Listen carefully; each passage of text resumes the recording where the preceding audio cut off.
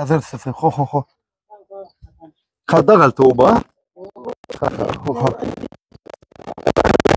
ټول هغه کړي دي.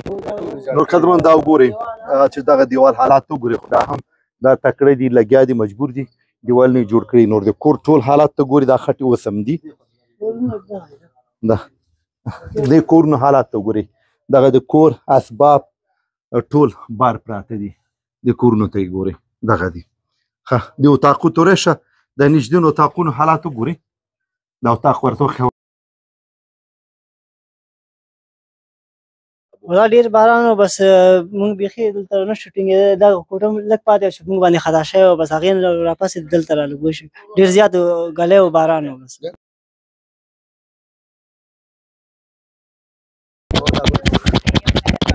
دغه قدرمنو دغه کوټو حالات ته وګورئ.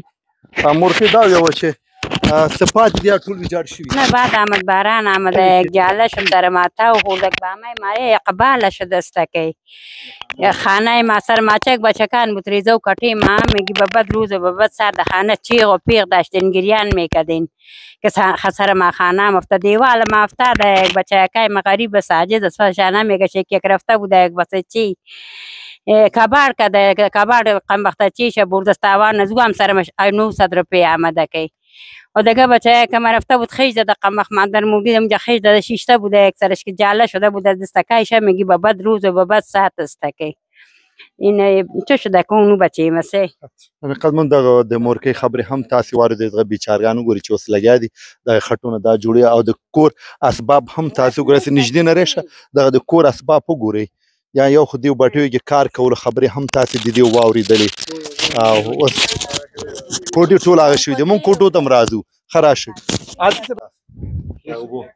دغه د کور اسباب اوبه دي، کور اسباب دي، خټې دي، نور همداسې راسره اوسئ. وایي دغه د کباړو کار یې کولو، دا کباړ یې ټول ختم دي. راشئ دا وګورئ، راشئ اطاقو ته هم مونږ راځئ، کوشش تاسو راشئ. دا اطاق به تاسې کاري د اطاق حالات ته وګورئ. او دا ډېر یعنې بټۍ کې دیو ګرو شوي او اوس پې دغه طوفان هم راغی او دغه ګلی هم راغلی، هغه څه چې ورسره پاتې شو هغه هم ټول تباه دي.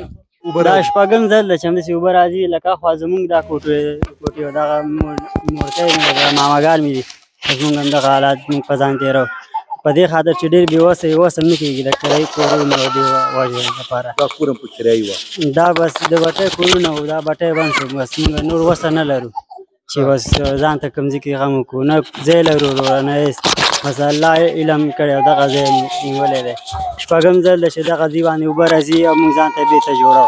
همداسې دا کورونه، همداسې هغه کورونه خپله خو تاسو وسه لري چې دغه ځان ته دغه د کور اسباب درستنې والله چې صفا خبره ته کوم که نه چې هېڅ وسه نه لرو، هېڅ وسه نه لرو، نه ولا کې راسره دومره پیسې اضافه. یو زرنج هم درلودو، ډېر د بېوسۍ د وجې نه هغه زرنج هم مونږ خرڅ کړ او قرضداري شوي هم یو مونږ دغه ځای کې ډېر زیات قرضدار شوي، تقریبا داسې وی چې مونږ د 40,000 خو داسې وی چې مونږ قرضدار یو پوه شئ. او اوس هم د واده انتظامات هم رانیولی وروره او 40,000 روپۍ هم تره ته ورکړلي او پاتې نور چې دی 28,000 روپۍ نور خواړه غواړي او موږ سره نور هېڅ شی هم نشته دی، ډېر زیات بېوسه شوي او هر څه پاتې دي. د واده سامان تاسو یو ځل وګورئ، هر څه همداسې بیخي اوبو کې ډن ولاړ دي. کوملته دي؟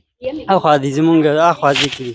د واده سامان هم ټول خراب شوي، ټول خراب شوي، هر څه اوبو کې بس اوبه چې رالې وروره شپې مونږ خو ډېر زیات بې سوره شو. دغه سامان هم لږ شاندي ویستو، نور جومات هم پناه ویوړله وروره او بس نور راغلي دغه تاسو خپله ګورئ چې